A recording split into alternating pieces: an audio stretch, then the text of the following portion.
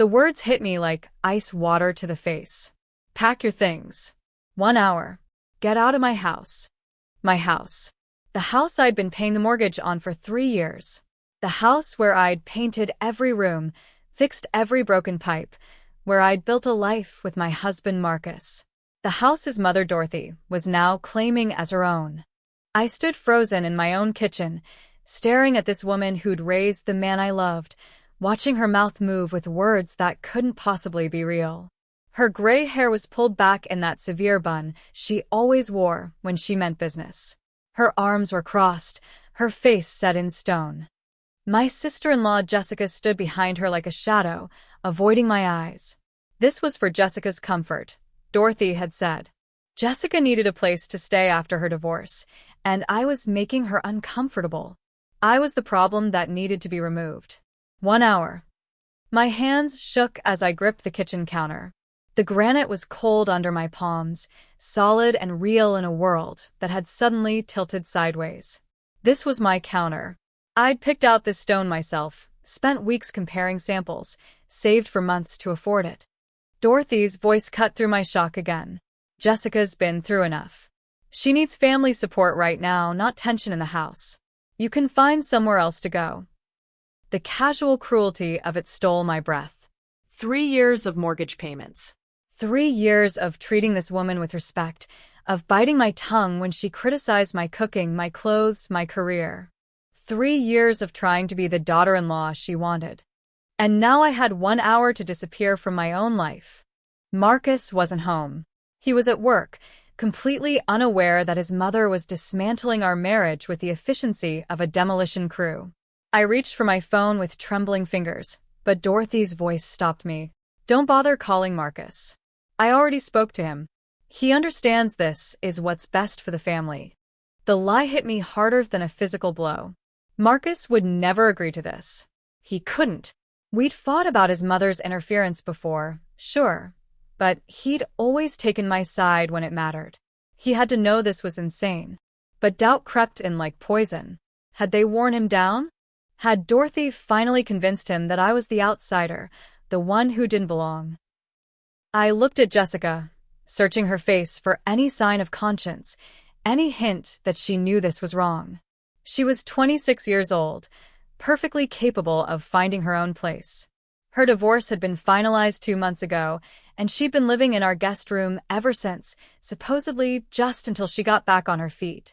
But getting back on her feet apparently meant taking over my bedroom. This is my house, I said, my voice barely a whisper. My name is on the mortgage. Dorothy's laugh was sharp as broken glass. Honey, this family takes care of its own. You're not family. Not really. Papers can be changed. Situations can be adjusted. The threat was clear. I felt the walls closing in, felt the air getting thinner. Papers can be changed. What did that mean? How far was she willing to go? I had 1 hour to figure it out. I climbed the stairs to our bedroom, my legs feeling like lead. Every step was a small rebellion against the unreality of the situation. This wasn't happening. It couldn't be happening. People didn't just get kicked out of their own homes by their mother-in-law. But the clock was ticking. I pulled my suitcase from the closet, the same one Marcus and I had used for our honeymoon 2 years ago. My hands were steadier now, muscle memory taking over where my mind had failed. Pack the essentials first. Documents. Laptop. Phone charger. The things I'd need to fight back. Because I was going to fight back. Downstairs, I could hear Dorothy and Jessica talking in low voices, making themselves at home in my living room. The casual audacity of it made my blood boil. They were already redecorating their victory. I found our wedding photos on the dresser, Marcus and me smiling like we had the whole world figured out. The man in those pictures would never let his mother do this. The man in those pictures loved me enough to stand up to anyone. But where was that man now? My phone buzzed. A text from Marcus. Working late tonight. Mom said she's cooking dinner. See you tomorrow. Tomorrow. Like nothing was happening. Like his wife wasn't being exiled from their home while he pushed papers around his office. I screenshot the message and saved it. Evidence. I was thinking like a lawyer now, not a heartbroken wife. Every detail mattered. Every word could be crucial. 43 minutes left. I packed methodically, room by room, taking photos of everything I left behind. My grandmother's china in the dining room cabinet. The bookshelves I'd built myself in the study. The herb garden I'd planted outside the kitchen window. All of it evidence of a life I'd built, investments I'd made, roots I'd grown deep into this soil that Dorothy now claimed. In the bathroom, I found my prescription bottles, my skincare routine, the expensive shampoo I'd splurged on last week. Small things that suddenly felt enormous. Proof that I lived here, that this was my space, my sanctuary. Dorothy appeared in the doorway, watching me pack with cold satisfaction. "You'll be happier somewhere else," she said, like she was doing me a favor. "This house was never really right for you anyway. Too traditional. Too family-oriented." I bit back the response that burned in my throat. Let her think she'd won. Let her believe I was just another obstacle she'd successfully removed from her son's life. But I was memorizing every word, every sneer, every casual cruelty. The rage was crystallizing into something harder, sharper. Something useful. 28 minutes left. I called my best friend Sarah from the bedroom, keeping my voice low. "I need a place to stay tonight," I said without preamble. "What happened?" The story poured out in whispered, urgent sentences. Sarah's shocked silence on the other end was almost as devastating as Dorothy's ultimatum. Even hearing it repeated back, it sounded impossible. "That's insane," Sarah finally said. "That's literally insane. She can't just kick you out of your own house." "She just did." "What does Marcus say?" He doesn't know yet. "She claims he agreed to it, but..." My voice trailed off. The doubt was growing stronger. What if he really had agreed? What if 3 years of his mother's poison had finally worked?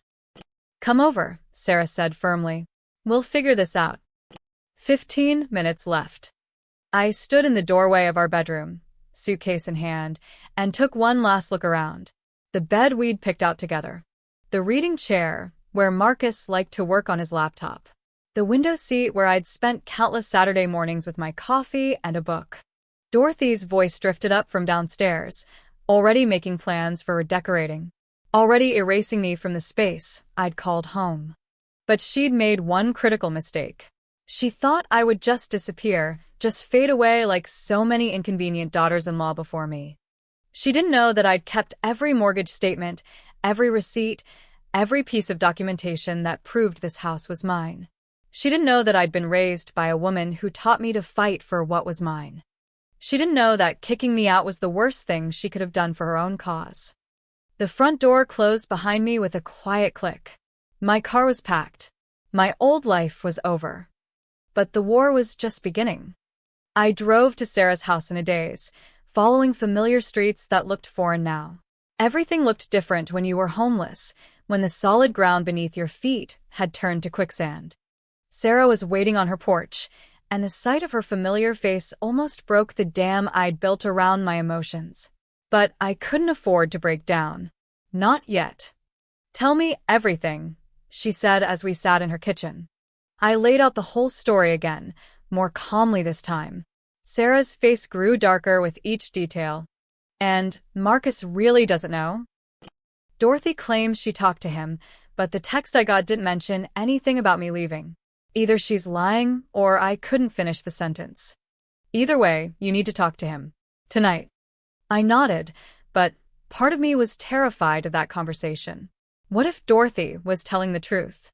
What if Marcus really had agreed to throw me out for his sister's comfort? My phone buzzed. Marcus calling from work. "Hey, babe. Mom said you want to stay with Sarah tonight? Girls' night." My heart stopped. He didn't know. Dorothy had lied about everything. Relief flooded through me so fast it made me dizzy. He didn't know. My husband, the man I'd married, the man I'd trusted with my heart, had no idea his mother had just destroyed his marriage. "Marcus," I said carefully, "I need you to come home. Right now." "Is everything okay? You sound upset." "Just come home. Please." The 40-minute drive back to our house felt like crossing into enemy territory. Sarah came with me for moral support, and Marcus met us on the front porch, his face creased with worry. "What's going on?" he asked. I told him everything. Watched his expression go from confusion to disbelief to rage. Watched the color drain from his face as he realized what his mother had done. "She what?" His voice was barely controlled. "She gave me 1 hour to pack and leave. For Jessica's comfort." Marcus was already pushing past us, storming into the house. I followed, Sarah close behind. Dorothy was in the living room, looking supremely pleased with herself until she saw her son's face. "Marcus, you're home early. I thought you were working late." "Mom," his voice was ice cold. "What did you do?" The confrontation that followed was volcanic. Marcus's voice shook the walls as he demanded answers. Dorothy tried to maintain control, tried to frame it as a family decision, but her lies crumbled under his fury. Jessica emerged from the guest room, looking mortified. "I didn't know she was going to kick her out," she said quickly. "I just said I felt awkward staying here, and she said she'd handle it." Handle it? Like I was a pest to be exterminated. But Marcus was handling it now. By the end of that night, Dorothy was the one being asked to leave. Jessica too, though more gently. I should have felt victorious. I should have felt validated. Instead, I felt hollow. Because the damage was done. Dorothy had shown me exactly how she saw me, exactly how far she was willing to go to remove me from her son's life. She'd revealed the depth of her contempt, the casual cruelty she was capable of. And she'd do it again. Marcus apologized 100 times that night. He held me while I cried angry tears, promised it would never happen again, swore he'd never let his mother interfere in our marriage. But promises are just words, and Dorothy had already proven that words meant nothing to her. The next morning, while Marcus was at work and I was trying to process what had happened, I made a decision that would change everything. I called a lawyer. Not just any lawyer. The best real estate attorney in the city, a woman with a reputation for ruthless efficiency. If Dorothy wanted to play games with property ownership, I was going to play to win. "I need to protect my house," I told her. Attorney Rebecca Mills sat across from me in her sterile office, taking notes as I explained the situation. She was maybe 50, with silver hair and sharp eyes that missed nothing. "Your name is on the mortgage?" Yes. "Only mine. Marcus's credit wasn't good enough when we bought the house, so I qualified a loan. But we're married, so technically he has rights too." "And his mother threatened to change papers?" That's what she said. I don't know if she was serious or just trying to scare me. Rebecca's smile was sharp as a blade. Oh, she was serious. I've seen this before. Family members who think they can manipulate property ownership through intimidation and family pressure.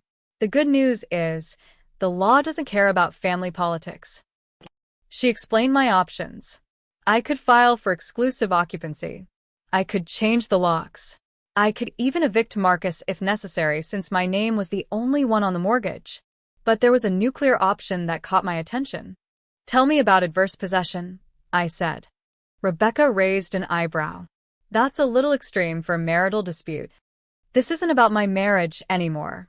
This is about someone trying to steal my house." By the time I left that office, I had a plan. A legal, bulletproof plan that would ensure Dorothy could never threaten me again. But first, I needed to know exactly what kind of family I'd married into. I hired a private investigator. It felt surreal, sitting in another sterile office, explaining to a professional snoop that I needed dirt on my own mother-in-law. But Dorothy's casual confidence about changing papers had rattled me. People that bold usually had practice. The PI, a middle-aged man named Robert Chen, listened without judgment. "Family property disputes get ugly fast," he said. "You're smart to protect yourself. What exactly are you looking for?" "I want to know if she's done this before. If she has a history of manipulating property ownership or forcing people out of their homes. I want to know what kind of person I'm dealing with." Chen nodded. "Give me a week." That week was the longest of my life. Marcus was trying to repair the damage, being extra attentive, bringing me flowers, cooking dinner. but I could see the strain in his eyes. His mother had poisoned something fundamental in our relationship: trust. Dorothy had shown me that she could turn my own husband against me without him even knowing. She'd proven that my place in this family was conditional, temporary, subject to her whims. And she'd made it clear that she saw me as an obstacle to be removed. Chen called on a Friday afternoon. "You're going to want to see this in person," he said. His office walls were covered with photos and documents. A timeline of Dorothy's life that read like a masterclass in manipulation and control. "She's done this twice before," Chen said without preamble. First with Marcus's father's property after the divorce. Convinced him to sign over the family home to her, then evicted him from it 6 months later. He died homeless 3 years ago. My blood ran cold. Marcus never mentioned that. He might not know. The father remarried before he died, and Dorothy made sure there was no contact. As far as Marcus knows, his father abandoned the family. The second case was even worse. Dorothy's first daughter-in-law, Marcus's older brother's wife. She'd been slowly pushed out of the family through a campaign of psychological warfare that made my 1-hour eviction look gentle. She started with small things, Chen explained, showing me a thick file. Criticizing her cooking, undermining her parenting, making comments about her weight. Then it escalated. Accidents that destroyed the daughter-in-law's belongings. Important family events she'd somehow forget to invite her to. Financial manipulations that left her increasingly dependent. What happened? Suicide attempt. The brother blamed the wife for being unstable, never connected it to his mother's behavior. They divorced. Dorothy got custody of the grandchildren.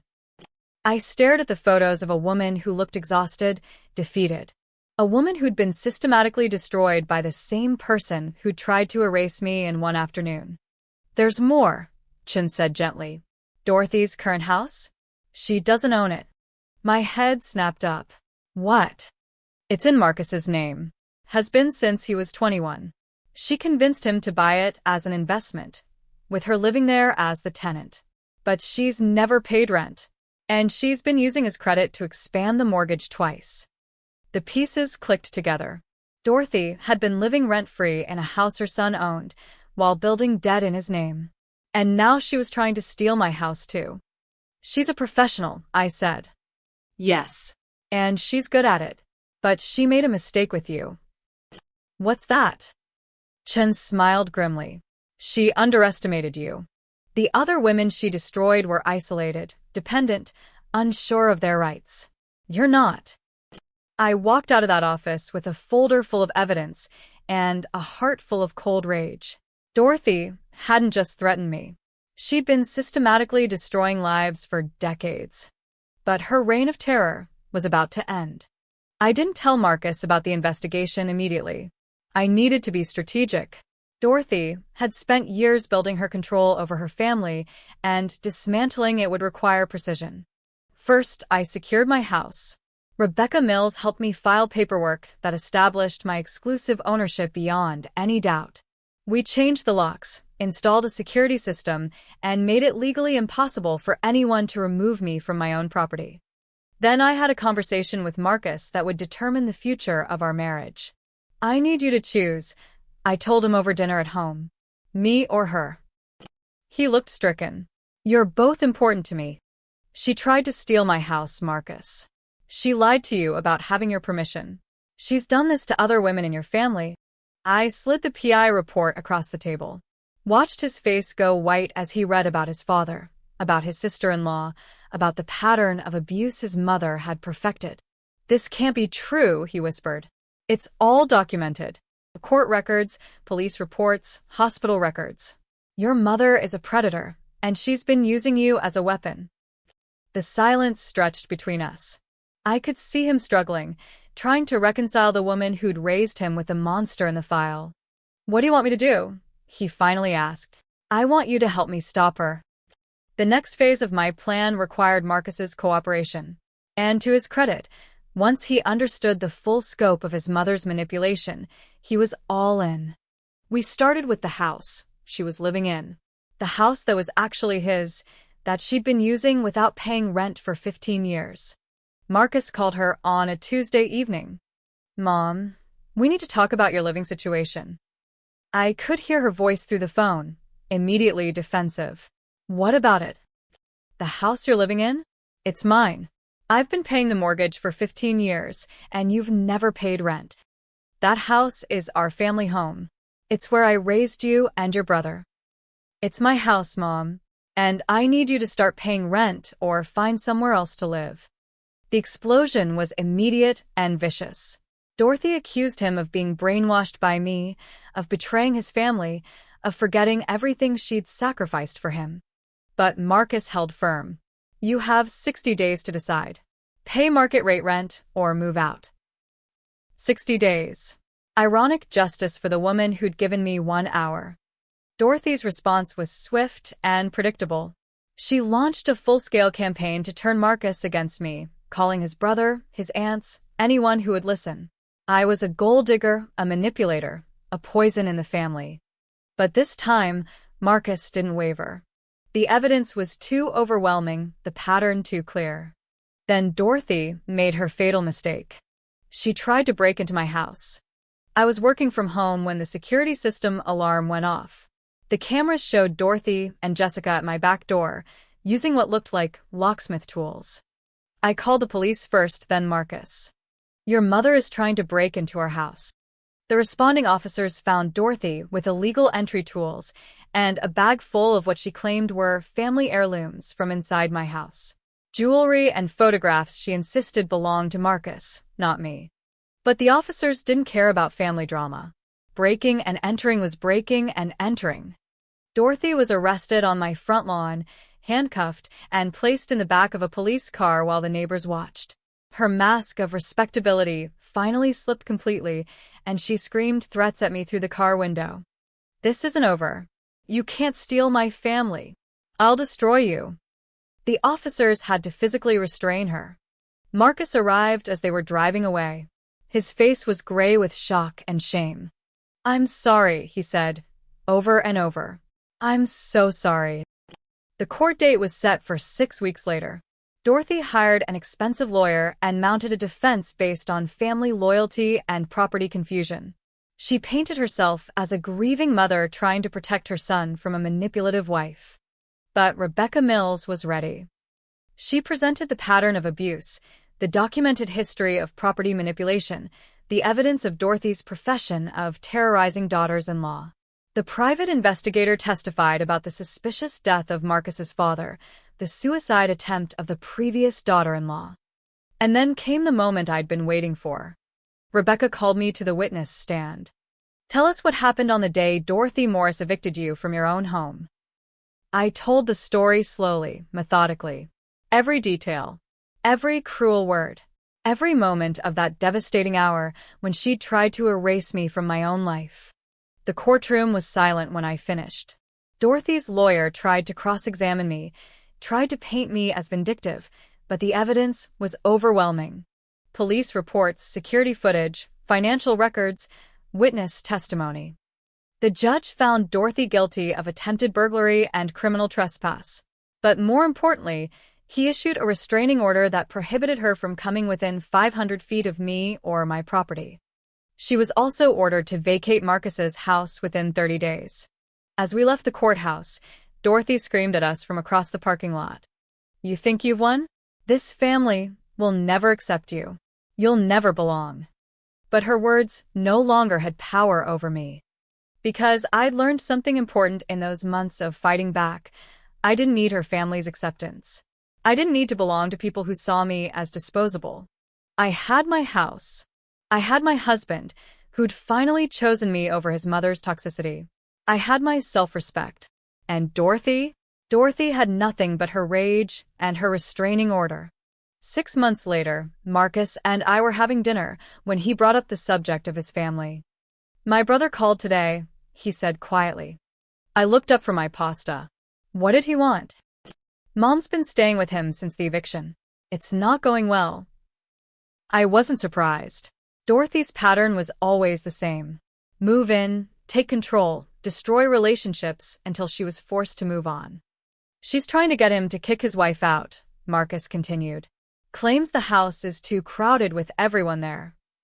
Is he going to do it? Marcus was quiet for a long moment.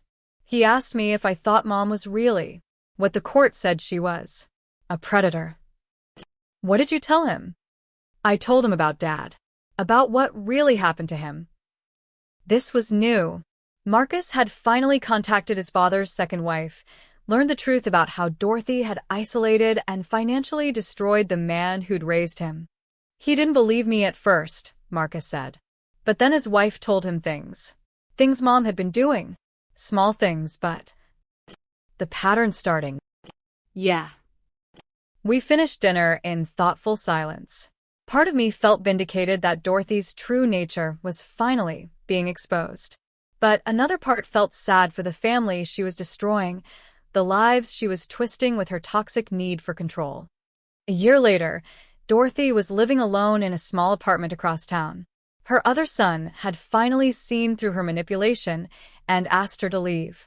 Jessica had moved to another state, claiming she needed distance from family drama. Marcus and I were stronger than ever.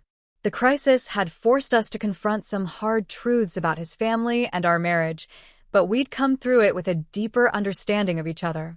And I'd learned something valuable about myself. I was capable of fighting for what was mine. I was capable of standing up to bullies, even ones who wore the mask of family matriarchs. My house was still mine. My marriage was still mine. My life was still mine. Dorothy had tried to take all of that away in 1 hour. But in trying to destroy me, she'd only made me stronger. Sometimes I drive past her apartment complex and wonder if she thinks about that day. If she regrets overplaying her hand. If she understands that her 1-hour ultimatum had set in motion the events that would ultimately destroy her carefully constructed empire of manipulation. Probably not. People like Dorothy rarely understand the consequences of their cruelty. But I understand something she never will. That real power doesn't come from tearing others down. It comes from building yourself up, from knowing your worth, from refusing to let anyone make you smaller than you are. She gave me 1 hour to disappear from my own life. I gave her a lifetime ban for mine. And in the end, I think I got the better deal. The restraining order is permanent now. Dorothy can never again threaten me, my home, or my peace of mind. She's become what she tried to make me. Powerless, isolated, irrelevant. But unlike her victims, I didn't break under the pressure. I bent, I struggled, I doubted myself. But I didn't break. I fought back. And I won.